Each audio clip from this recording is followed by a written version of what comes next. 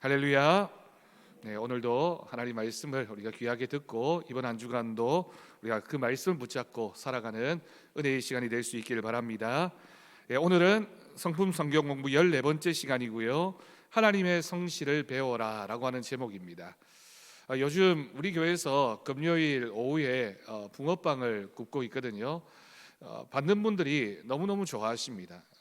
붕어빵 하나에 뭐 그렇게 대단하냐라고 얘기할 수 있겠지만 추운 겨울에 또 출출할 때 지나가면서 또는 자신에게 찾아와서 붕어빵 하나 두 개 권하는 그 마음이 참 따뜻하게 느껴지는 것 같습니다. 많은 분들이 참 좋아하시고 우리 교회가 이 지역을 섬기는 귀한 시간과 또 기회를 가지게 된 것 하나님께서 주신 특별한 은혜라고 생각합니다. 참 성실하게 우리 권사님들이 잘 감당하고 계시고요. 또 주일이 되면 오늘처럼 이렇게 찬양도 하시고 주방에서 봉사도 하시고 교사로 찬양대로 또 재정부에서 또 각자에게 주어진 각자의 자리에서 아름답게 수고하는 모습이 바로 하나님이 기뻐하시는 성실한 신앙의 모습이라고 생각합니다. 우리가 성실에 대한 내용들을 함께 배우고 있는데 그 성실이 우리 권사님들 또 우리 장로님 안수 집사님들 또 여러 재직들 우리 모두에게 하나님이 주신 아름다운 성품이 되었으면 좋겠습니다. 그래서 특별히 다음 주 말고요, 세 번째 주일에는 우리 정교인들에게 붕어빵을 나눠드리려고 이렇게 계획을 했습니다. 이름을 붕어빵 데이라고 이렇게 붙였거든요. 해서 셋째 주일에는 오시면 1부 예배 오시든 2부 예배 오시든 붕어빵을 다 잡수실 수 있습니다. 기쁜 마음으로 기다려 주시면 아마 한 주, 두 주 더 연습해서 더 맛있고 더 예쁜 붕어빵을 여러분들에게 나누어 드릴 수 있으리라고 생각합니다. 여러분, 오늘 우리가 함께 나눌 말씀은 역대기 말씀입니다. 역대기는 역대상과 역대하로 되어져 있죠. 역대기의 가장 핵심적인 내용이 뭐냐면 하나님 앞에 이스라엘 백성들이 성전을 지어 드렸고요. 그 성전에 하나님께서 임재하심으로써 누구든지 그 성전에 나와서 하나님 앞에 예배하는 자는 하나님이 약속하신 복을 주신다라고 하는 것이 역대기의 가장 핵심적인 구절이 됩니다. 그렇다면 여러분, 성전 건축과 관련해서 가장 중요한 공헌을 했던 인물이 누구일까요? 누구이죠? 예, 맞습니다. 여러분들이 눈으로 대답하고 있는 그 사람이 맞습니다. 그 사람이 누구냐면 직접 지은 사람은 솔로몬이겠지만 그 성전의 모든 과정을 사실 준비했던 인물은 솔로몬의 아버지였던 다윗이라고 할 수 있습니다. 다윗의 마음속에는 하나님을 사랑하는 마음이 있었죠. 그의 평생에 하나님과 동행하면서 내가 하나님이 계실 집을 지어야 되겠다라는 뜨거운 열심으로 준비했습니다. 물론 자신의 때에는 그 일을 이룰 수 없었지만 모든 준비의 과정을 마치고 솔로몬 왕 때에 이르러서 그 성전이 건축되어집니다. 이스라엘의 첫 번째 세워졌던 성전이었습니다. 여러분, 첫 번째 성전이었다라고 하는 건 어떤 의미일까요? 두 번째나 그 이상이 있었다는 말이 되나요? 첫 번째 지어졌던 성전을 지은 사람의 이름을 따라서 우리는 솔로몬 성전이라고 보통 부릅니다. 너무너무 화려하고 잘 지어졌던 성전입니다. 그런데 그 성전이 바벨론의 느부갓네살 왕 때 침략함으로써 성전이 다 무너지게 되죠. 그리고 나서 성전이 없었던 기간이 꽤 오랫동안 지속되어졌습니다. 그러다가 바벨론 포로로 잡혀갔던 유다인들이 다시 고향으로 돌아와서 그것도 1차, 2차, 3차에 걸쳐서 돌아온 다음에 제일 먼저 했던 일이 성전을 다시 건축하는 일이었습니다. 우리가 새벽에 묵상했던 요즘 읽고 있는 학계 스가랴 이런 말씀들이 다 그에 관한 내용인데요. 그렇게 해서 스룹바벨을 중심으로 해서 두 번째 성전을 건축하게 되는데 앞에 건축했던 솔로몬 성전보다는 조금 부족한 성전이었습니다. 규모나 화려함이나 거기에 들어갔던 기구들은 좀 부족한 점이 많았던 성전이죠. 그 성전을 가리켜서 우리는 스룹바벨 성전이라고 부릅니다. 하지만 안타깝게도 그렇게 지어졌던 스룹바벨 성전도 그 이후에 또 많은 그리스라든지 로마 제국의 침략에 의해서 그 성전도 점점 허물어져 가게 되고 다 사라져 버리게 됩니다. 그러다가 이스라엘 백성들이 오랫동안 성전이 없는 채 살다가 이스라엘의 성전을 다시 건축했던 세 번째 건축을 시작했던 인물이 있는데요. 누구겠습니까? 예, 그 사람입니다. 여러분 또 눈으로 대답을 하셔서 정답 맞습니다. 누구냐면 헤롯이라고 하는 인물입니다. 헤롯이 신약 성경에는 크게 이제 세 종류는 아니고요. 세 명의 헤롯 똑같은 인물인데 물론 이제 가족 관계입니다만은 세 명의 헤롯이 등장하는데 첫 번째 예수님이 탄생하셨을 때 불려졌던 헤롯이 보통 헤롯 대왕이라고 해서 이두메 사람으로서 유다를 다스렸던 분봉왕, 그러니까 로마로부터 왕으로 임명받았던 왕이 헤롯이라고 하는 왕이었습니다. 그 왕이 유대인들의 환심을 사기 위해서 성전을 건축하게 되는데 그 성전의 이름이 바로 헤롯 성전입니다. 그냥 지은 사람의 이름을 따라서 솔로몬 성전, 스룹바벨 성전, 헤롯 성전이라고 부르게 되죠. 그럼 예수님 당시에는 예수님을 비롯해서 예수님의 12 제자들 또 예루살렘을 방문했던 많은 사람들이 바라보았던 성전은 바로 이 헤롯 성전입니다. 물론 이제 건축하는데 굉장히 오랜 기간이 걸렸기 때문에 다 완공되지 않은 채 예수님이 보셨습니다. 이제 조금 지나고 나서 다 완공이 되어지거든요. 그리고 나서 그 지어졌던 헤롯 성전이 얼마나 아름답고 얼마나 웅장했는지 이렇게 비교해 본다면 사실은 솔로몬 성전보다 규모 면에서 또는 여러 가지 장식이나 이런 면에서 훨씬 더 크고 웅장했다라고 알려져 있습니다. 그래서 많은 사람들이 이런 성전이라면, 이렇게 지어진 성전이라면 절대로 이제는 무너지지 않을 것이다 라고 생각했던 거죠. 그래서 유다인들에게는 우리가 가진 이 성전이 큰 자랑이다 라고 생각했습니다. 그런데 예수님이 청천벽력과도 같은 말씀하셨습니다. 뭐라고 얘기하셨습니까? 이 성전이 허물어지게 될 것이다, 무너지게 될 것이다, 그리고 내가 사흘 만에 다시 세울 것이다 라고 말씀하셨을 때 사람들이 큰 충격을 받았습니다. 당신이 누구길래 이 성전이, 그것도 우리의 신앙에 있어서 가장 중심이 되는 이 성전, 하나님이 계시는 이 성전이 어떻게 무너질 수 있느냐, 그리고 왜 당신은 그것을 다시 사흘 만에 지을 수 있다고 하느냐, 얼마나 오랜 기간 동안 지어진 성전인데 그렇게 함부로 말하느냐라고 예수님을 적대시하는 사람들도 있었습니다. 그런데 예수님의 말씀 그대로 AD 70년경에 로마의 티투스라고 하는 장군이 이제 예루살렘을 침략하게 되고, 그때 예수님이 예언하신 말씀 그대로 돌 위에 돌 하나도 남김없이 다 무너져 내리게 됩니다. 그리고 나서 이제 2000년이 흘렀습니다. 오늘날까지도 예루살렘에 가면 성전이 없습니다. 대신에 그 성전이 세워졌던 곳에 이슬람 사원이 있죠. 엘 악사 사원이라고 해서 거기가 마호멧이 승천했던 장소다라고 이제 전설로 내려오고 있어서 거기에 이슬람 사원이 이렇게 세워져 있습니다. 이스라엘이 참 대단한 나라잖아요. 요즘에도 보면 자신들이 아랍의 여러 나라들이 있음에도 불구하고 자신들보다 훨씬 더 많은 인구와 국력을 가진 아랍의 나라들을 상대로 해서 전쟁도 서슴지 않는 나라가 이스라엘인데 딱 한 가지 못하는 게 있습니다. 그게 뭐냐면 성전을 다시 짓는 일입니다. 만약에 이스라엘이 어떤 생각인지 모르겠지만 지금 있는 그 이슬람 사원을 허물고 거기에 성전을 세우게 된다면, 물론 세울 수 있는 재산이나 국력이나 이런 건 얼마든지 있겠죠. 더 화려하게 지을 수 있을 겁니다. 하지만 그렇게 된다면 분명히 그때는 세계 3차 대전이 일어날 수밖에 없다라고 하고, 그래서 세계 각국에서 적어도 그것만큼은 해서는 안 된다라고 이스라엘을 막고 있는 상황이라고 할 수 있습니다. 아마도 추측컨대, 이건 제 생각입니다만은 주님 오실 때까지 다시 성전이 지어지는 일은 아마 어렵지 않을까라고 생각할 수 있습니다. 자, 이렇게 좀 긴 얘기를 드렸는데요.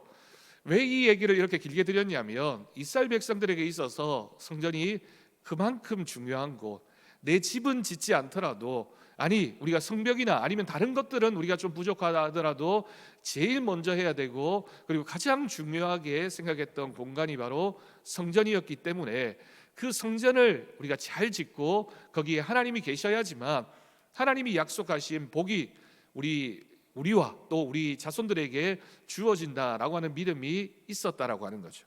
여기서 핵심적인 것이 바로 하나님의 약속입니다. 하나님의 약속이 지켜질 것이다. 물론 이건 이제 구약 시대 그리고 유다인들의 생각이지, 오늘날에는 예수님이 내가 성전이다라고 말씀하셨고요, 신약 시대에는 예수를 믿는 우리가 하나님의 성전이 되었다라고 하는 말씀도 우리는 알고 있습니다. 그래서 우리는 이제 우리가 하나님의 성령이 임하시는 우리가 하나님의 성전이 되었고 우리가 살아가는 그곳이 하나님의 성전이 세워진 곳이다라는 믿음을 가지고 살고 있습니다. 중요한 건 성전이 가지고 있는 의미는 동일하다라고 하는 거죠. 성전의 의미는 하나님이 이 백성과 함께하고 계신다. 그리고 하나님이 약속하신 그 약속은 성실하신 하나님에 의해서 반드시 지켜진다라고 하는 것이 성전 중심 사상에 드러나고 있는 신앙의 고백이라고 할 수 있습니다. 자, 이런 이해를 가지고 우리 말씀으로 들어가 보겠습니다. 1번입니다. 솔로몬은 성전을 건축하고 나서 하나님께 감사하며 하나님을 송축합니다. 그 내용을 말해 보십시오. 우리가 조금 전에 읽었던 말씀이 이 성전 봉헌식 때 솔로몬이 기도했던 내용이 오늘 말씀의 앞부분에 기록되어져 있고요. 그 내용이 쭉 이어지고 있습니다. 자, 솔로몬이 하나님을 송축한 가장 큰 이유는 무엇입니까? 1절에서 4절까지의 말씀을 보면요, 이런 내용이 있습니다. 솔로몬에게 있어서 하나님은 아버지 다윗에게 말씀하신 것을 그대로 이루시는 그 약속 성실하게 지키시는 분이다라는 믿음의 고백이 있었습니다.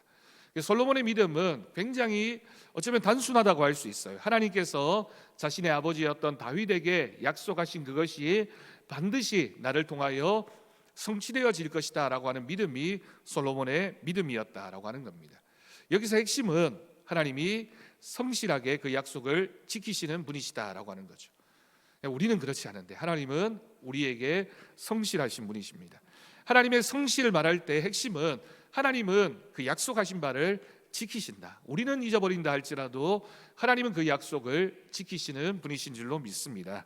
자, 두 번째 밑으로 봅니다. 하나님은 많은 사람들 중에서 누구를 택하여 이스라엘을 다스리게 하셨습니까? 우리가 조금 전에 읽었던 5절과 6절 말씀을 보면요, 하나님은 이스라엘의 여러 지파 중에서 다윗을 택하셨고요, 백성을 다스리게 하셨습니다. 왜 다윗을 택하셨을까요? 다윗이 키가 컸어요? 잘생겼어요? 좋은 대학을 나왔어요? 아니면 집안이 짱짱했어요?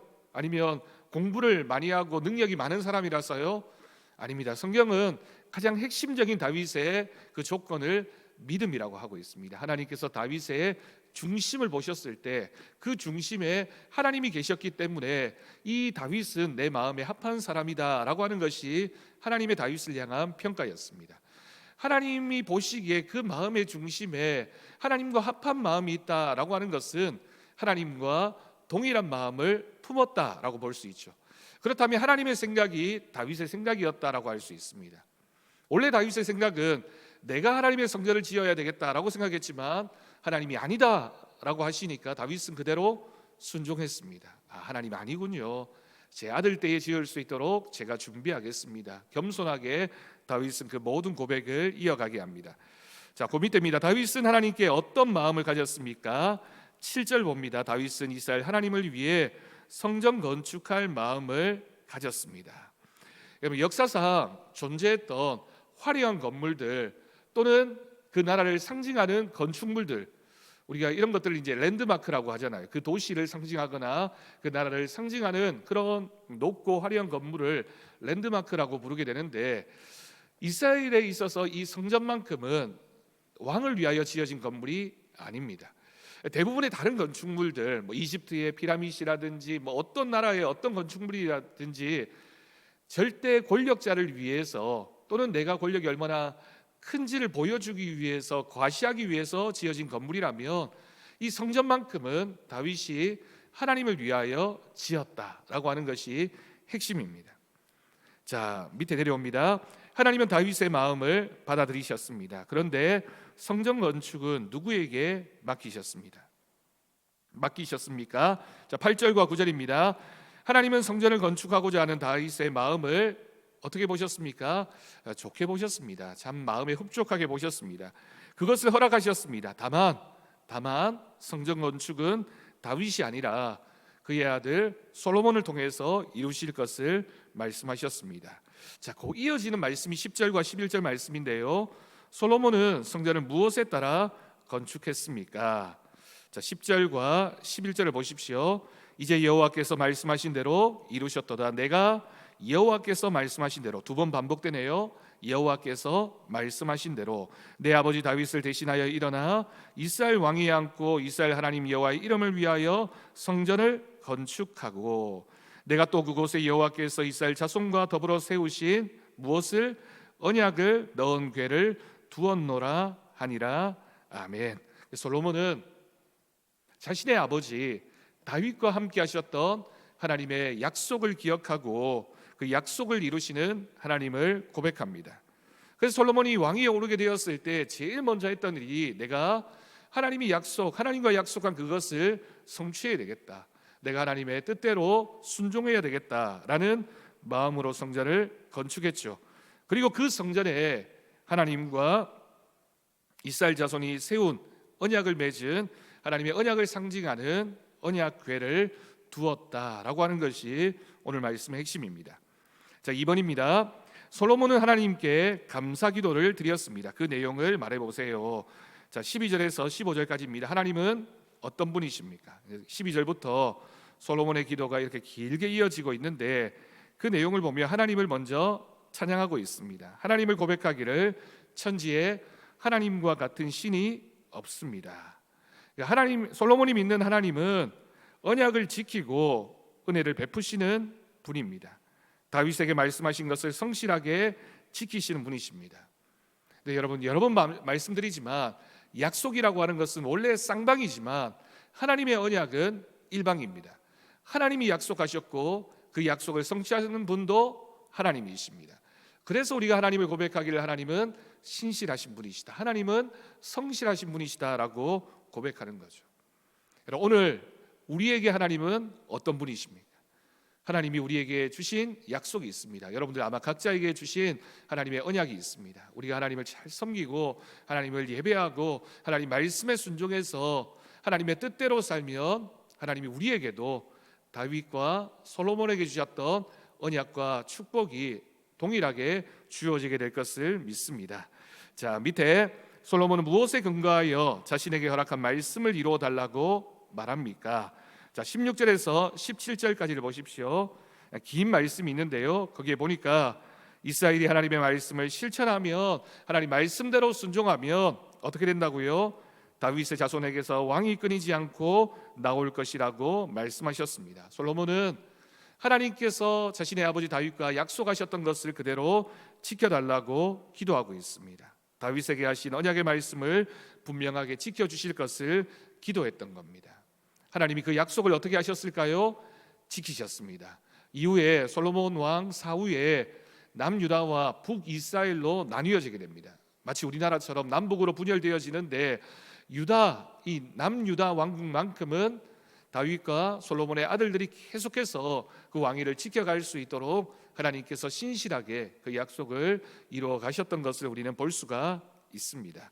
어떻기 때문에 솔로몬이 다윗과 맺은 하나님의 언약을 기억하고 하나님 앞에 간절한 마음으로 그 약속을 지켜달라고 간구했기 때문에 하나님께서 응답하셨습니다. 자, 스텝 2 말씀의 깨달음입니다. 1번, 하나님의 성실하심은 변함이 없습니다. 솔로몬은 찬양과 기도로 하나님의 성실하심을 드러내고 있습니다. 하나님의 성실하심을 믿는 사람에게는 어떤 유익이 있습니까? 우리가 하나님을 향해서 하나님은 신실하십니다, 하나님은 성실하신 분이십니다 라고 고백하면 어떤 유익이 있을까요? 하나님은 그 약속하신 바를 우리에게 이루어 주십니다. 또한 우리가 그런 하나님을 고백하게 되면 우리도 하나님을 닮아서 하나님과 같은 성실함을 가질 수 있습니다.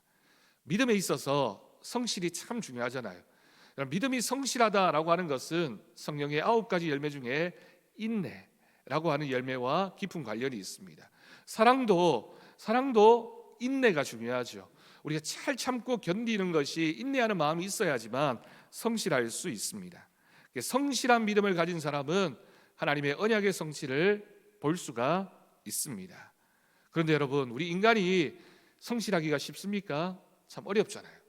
우리가 매일 큐티하는 것도, 매일 성경 읽는 것도, 정해진 시간에 기도하는 것도, 또는 뭐 주일에 나와서 예배드리는 것도 우리가 하나님 앞에 올해는 이라고 약속하지만 그 약속을 참 지켜 행하기가 어려운 게 우리의 성실하지 못한 모습이 있기 때문입니다. 하지만 우리 하나님의 약속을 믿고 붙잡으면 우리는 조금 성실하지 못할 수 있지만 하나님께서 성실하시기 때문에 우리가 그 약속을 붙잡고 있으면 우리도 하나님의 성실하심의 은혜를 입을 수가 있다라고 하는 사실을 꼭 기억할 수 있기를 바랍니다. 2번입니다. 사람은 성실하지 않습니다. 그러나 하나님은 한 번 약속하신 것은 성실하게 지키십니다. 우리가 배울 수 있는 하나님의 성실하심은 어떤 것인지 말해보세요. 여러분 시편 37편 4절 5절 우리 다 같이 읽겠습니다. 시작.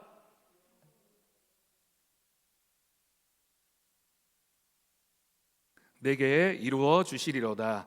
내 길을 여호와께 맡기라. 그를 의지하면 그가 이루시고 아멘. 여호와를 기뻐하면 그가 내 마음의 소원을 이루어 주실 것이다. 너의 길을 여호와께 맡기라. 그리하면 그가 이루실 것이다 라고 하는 말씀입니다. 자, 밑에 있는 민수기 23장 19절 말씀도 다 같이 거짓말을 하지 않으시고 인생이 아니시니 후회가 없으시도다. 어찌 그 말씀하신 바를 행하지 않으시며 하신 말씀을 실행하지 않으시랴. 아멘. 그래서 우리가 하나님 말씀을 매일 묵상하는 것이 중요합니다. 우리 하나님 말씀을 매일 묵상하고 매일 읽으면 그 약속하신 말씀이 우리의 삶에서 그대로 이루어지는 은혜를 우리가 누리게 되는 것입니다. 그러니 여러분 하나님 말씀 매일 묵상해야죠. 우리가 매일 읽고 매일 묵상하면서 이 말씀이 내 삶에 그대로 이루어지기를 원합니다라고 기도하면 하나님께서 응답하시는 은혜가 있을 줄로 믿습니다. 큐티 신청하라고 했는데 아직 신청하지 않으신 분들은 마음의 찔림을 받으시고 다음 주까지 꼭 신청하실 수 있기를 바랍니다. 억지로 하지 마시고 자원하는 마음으로, 기쁜 마음으로 내가 내년에도, 아니 죽는 그날까지 하나님 말씀을 늘 가까이 해야지 라는 마음으로 꼭 신청하시길 바랍니다. 하나님은 자신이 만든 사람을 끝까지 책임지십니다. 우리의 마음은 변한다 할지라도 하나님의 선택하심은 변함이 없습니다. 결코 후회함이 없기 때문입니다. 그러니까 우리가 그 믿음을 가지고 하나님의 성실하심을 따라 믿음으로 살아갈 수 있기를 바랍니다. 자, 3번입니다. 또 반복하네요. 위에는 사람은 성실하지 않습니다 라고 해놓고는 3번 질문은 보통 사람은 성실하기 어렵습니다. 왜 그럴까요? 성실하기 위해 우리에게 필요한 원칙에는 어떤 것이 있습니까? 사람이 왜 성실하지 못할까요? 환경 그리고 조건에 따라서 자주 우리의 마음도 변하기 때문입니다. 우리의 마음이 얼마나 쉽게 변하는지 모릅니다. 내가 이 약속은 꼭 지킬게, 내가 너 책임질게, 결혼하면 손에 물 한 방울 안, 저도 그 얘기를 했던 기억이, 물 한 방울 안 묻힐게 라고 했지만 한 방울이 아니라, 그렇죠. 사람의 마음이 그렇습니다. 이게 참 잘 변합니다. 수시로 약속을 번복하는 것이 인간입니다. 왜 여러분 우리가 약속을 자꾸만 저버리게 될까요? 우리의 마음에는 이기적인 마음, 욕심이 있기 때문입니다. 손해보지 않으려고 하고, 우리가 약속을 지키지 못하는 건 내 이익과 관련되기 때문입니다. 내가 좀 편하고 싶고, 나도 좀 인정받고 싶고, 나도 쉬고 싶고, 나도 내 이익을 차리고 싶은데 약속을 지키려면 그렇게 하지 못하잖아요. 그러니까 우리가 그 약속을 어기게 되는 겁니다. 자기를 먼저 생각하는 마음이 있기 때문에 우리가 그 약속을 쉽게 잊어버립니다. 우리가 성실한 성품을 소유하기 위해서는 하나님이 우리에게 행하신 일들을 날마다 읽고 기억해야 됩니다. 하나님이 우리에게 어떤 분이신가를 우리가 날마다 기억하고 회개하고 하나님을 찾으면 우리가 하나님의 성실하신 그 성품을 닮아가는 은혜를 누리게 될 것을 믿습니다. 자, 스텝 3 말씀의 적용입니다. 1번, 하나님을 믿으면서 하나님의 성실하심에 대해 배운 것이 있다면 어떤 것입니까? 여러분 살아오시면서 하나님이 언제 여러분에게 참 성실하시다, 하나님은 변함이 없구나 라는 사실을 느끼셨습니까? 한번 생각해 보십시오. 두 번째 질문입니다. 현재 하나님 앞에 성실하지 못한 것을 말해보세요. 칸이 부족하네요. 하나님 앞에서 성실함을 갖기 위해 더욱더 노력해야 할 것은 무엇입니까? 우리가 참 성실하지 못합니다. 그죠? 하나님 앞에 하나님 말씀대로 살겠습니다라고 다짐하지만 참 쉽게 변합니다. 3번입니다. 성실한 사람이 되기 위해 가장 먼저 실천해야 할 것은 무엇입니까? 여러분, 우리가 어떤 것을 이루기 위해서는 목표가 있어야 됩니다. 우리가 어떤 일을 배울 때, 기술을 배우거나 또는 우리가 어떤 일을 이렇게 시작할 때 롤 모델이 굉장히 중요하잖아요. 학업에도 기술에도 어떤 일에도 마찬가지입니다. 우리가 막연하게 생각하는 것이 아니라 내가 이 일에 성공하기 위해서는 저 사람처럼 되어야지라고 하는 마음이 있으면 그 사람을 자꾸만 닮아가게 되고, 그러면 우리가 그 사람과 닮을 뿐만이 아니라 목표한 바를 이룰 수가 있습니다. 그렇다면 우리에게 롤 모델은 누구일까요? 목사님이라고 얘기한 사람이 아무도 없으시네요. 조금 실망했지만 정답입니다. 저는 여러분들의 롤 모델이 아닙니다. 우리의 롤 모델은 누구일까요?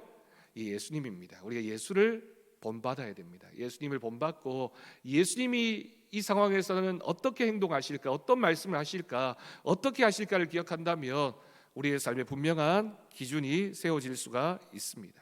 하나님이 성실하심을 담는 것보다 더 성실한 것은 없습니다.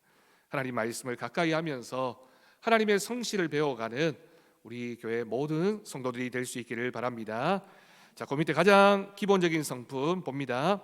직장에서 신입사원을 뽑을 때 구직자가 어떤 것에 흥미가 있냐, 적성보다 인간적인 기본 자질, 기본 특질을 중점적으로 본다는 조사 결과가 있습니다.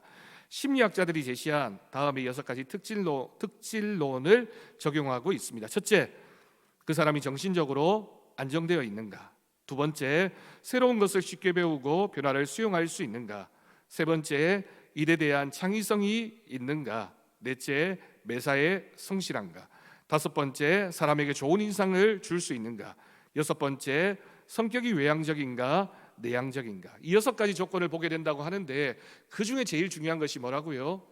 어떤 일을 하든지 우리가 어떤 사람을 보든지 제일 먼저 보아야 할 것은 사실 성실입니다. 지금 당장 얼마만큼 잘 하느냐보다 지금 당장 부족한 모습보다는 성실하게 그 일을 꾸준하게 책임감을 가지고 잘 할 수 있느냐가 더 중요한 그 사람의 성품이 되고 그 사람에게 좋은 결과를 가져올 희망이 된다라고 하는 거죠. 자, 맨 밑에 줄을 보십시오. 지금도 하나님은 하나님의 성품을 닮은 사람을 찾으십니다. 하나님의 자녀라면 하나님의 성실하심을 배워야 합니다. 자, 그 밑에 팁입니다. 성실 성품 연습하기. 같이 읽겠습니다. 1. 장기적인 안목으로 삶을 투자하자. 2. 한 곳에 성실하게 10년을 투자하자. 3. 최종 승리는 성실한 사람의 편임을 기억하자. 4. 일뿐 아니라 사람에게도 성실하자. 5. 평생 공부하는 자세를 갖자. 6. 자신의 일을 즐기자.